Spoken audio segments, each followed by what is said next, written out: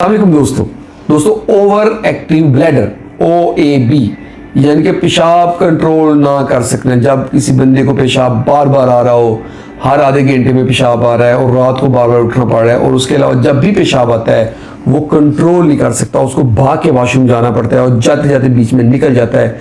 ये सारे प्रॉब्लम को हम ओवर एक्टिव ब्लैडर कहते हैं। यानी कि जो मसाने की दीवारें हैं वो ओवर सेंसिटिव हो जाती हैं और थोड़े से पेशाब को भी ज़्यादा महसूस करती हैं और पेशाब को बाहर निकालने के लिए फोर्स करती हैं कि पेशाब फ़ौरन निकल जाए। इस कंडीशन के ऊपर हमने कुछ एक्सरसाइज बताई थी, मशक बताई थी मसाने की, उसकी वीडियोस ऑलरेडी बनी हुई हैं, वो आप देख सकते हैं। और ये हम बात करेंगे, इसके ऊपर दो तरह की मेडिसिन यूज़ होती हैं। एक होती है बीटा 3 एगोनिस्ट और एक होती है मस्करीनिक रिसेप्टर एंटागोनिस्ट। ये दो ग्रुप है दोस्तों। जो मस्करीनिक रिसेप्टर एंटागोनिस्ट है उसमें शामिल होती है सोलिफिनासिन, टोल्टेराडिन, डेरिफिनासिन। इसका एडवांटेज ये है कि ये फौरन इफेक्ट करती है, पुरानी है, कंट्रोल्ड है, यानी कि इसके ऊपर बहुत सारी रिसर्चेज हो चुकी हैं और इजीली मार्केट में अवेलेबल है।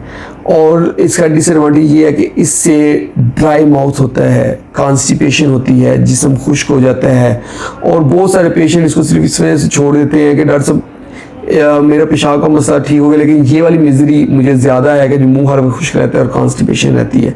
तो ये इसका बहुत बड़ा डिसएडवांटेज है। और जो मीराबेग्रॉन है उसका एडवांटेज ये है कि वो ये वाले प्रॉब्लम नहीं करती, ये प्रॉब्लम को सॉल्व कर देती है ओवर एक्टिव ब्लैडर को, लेकिन ड्राई माउथ नहीं करती, यानी मुंह खुश्क नहीं होता, कॉन्स्टिपेशन नहीं होती, जिसमें खुश्क नहीं होता, ये सारी चीज़ें होती। और एक डिसएडवांटेज के मार्केट में फ्रीली हर जगह पे अवेलेबल नहीं है, क्योंकि ये नया साल्ट है, कुछ साल पहले ही मार्केट में लॉन्च हुआ है, तो हर जगह पे फ्रीली अवेलेबल नहीं है।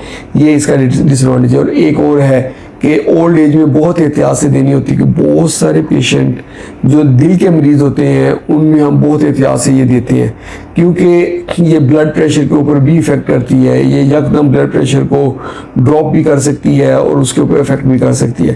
तो ये थी हमारी आज की वीडियो कि जो मस्करीनिक रिसेप्टर एंटागोनिस्ट है यानी सोलिफिनासिन, टोल्टेराडिन और बीटा 3 एगोनिस्ट यानी कि मीराबेग्रॉन, इनके में आपस में क्या सिमिलरिटीज़ और क्या फ़र्क है और किस एहतियात से दोनों मेडिसिन हम कर सकते हैं। और समटाइम्स दोस्तों हमें ये दोनों मेडिसिन मिला के देनी पड़ती है जब पेशेंट पर इफेक्ट ना हो रहा हो।